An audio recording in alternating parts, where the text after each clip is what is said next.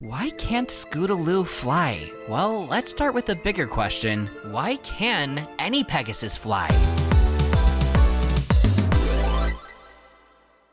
According to all known laws of aviation, there is no way that a Pegasus should be able to fly. Its wings are too small to get its fat little body off the ground. The Pegasus, of course, flies anyway, because Pegasi don't care what humans think is impossible.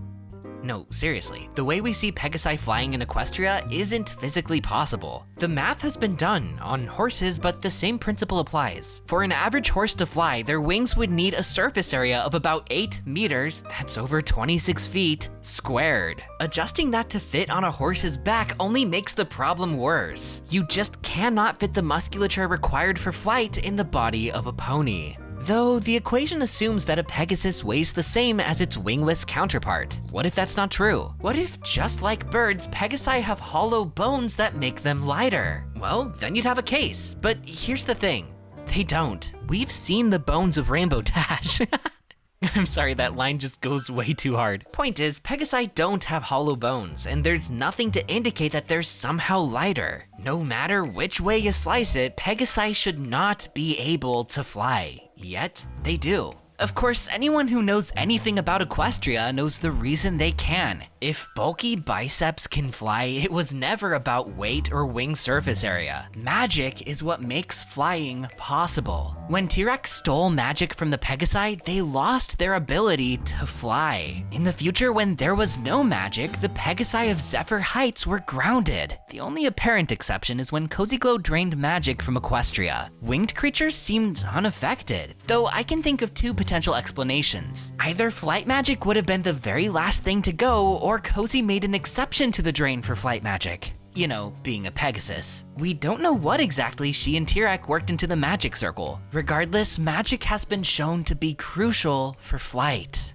But hold on, what about Scootaloo? If no Pegasus is able to fly naturally, and magic is what's really important, then shouldn't Scootaloo be able to fly too? Does she not have Pegasus magic? Maybe she inherited Pegasus biology from her mom, but only Earth Pony magic from her dad?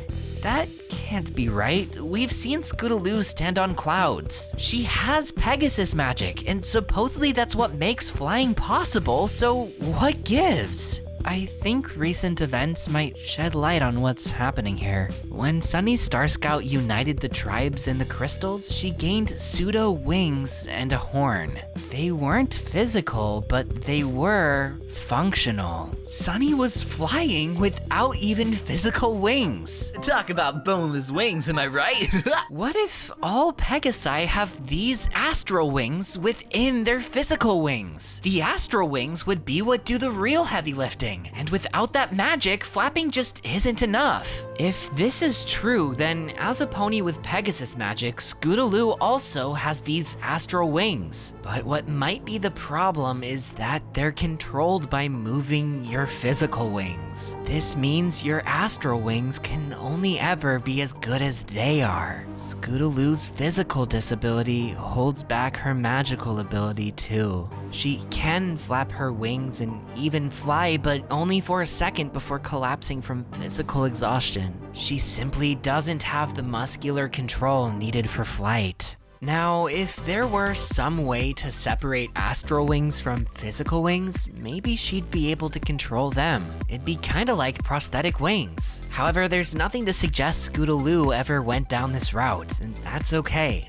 Fancy workarounds aren't always possible, and it's inspiring to see a pony make the most of what she has. Scootaloo found happiness and fulfillment in life without flight. She's a positive example we can all look up to. But what do you think? Am I right about why Scootaloo can't fly and why other Pegasi can? Leave your thoughts in the comments. If you liked the video, like the video. And if you want to see more, subscribe and ring the bell. If you want my face on you, me and my sister can hook you up. Each t-shirt is specially handmade and unique with 2 designs and multiple colors to choose from. You can show your support by checking that out, or you can check out my perks at patreon.com/sawtoothwaves. And thank you so much to everyone who already has, especially my Alicorn tier patrons: The Nameless One, Cameo Shadowness, Darth Sylar 12, Cyanax, Solar Scripture, Petrolhead02, Princess Starglow, Grim Eclipse, Torn, Color Shine, and this video's Alicorn of the Week, Equinox 3141. Congrats, and thanks again for everyone's support.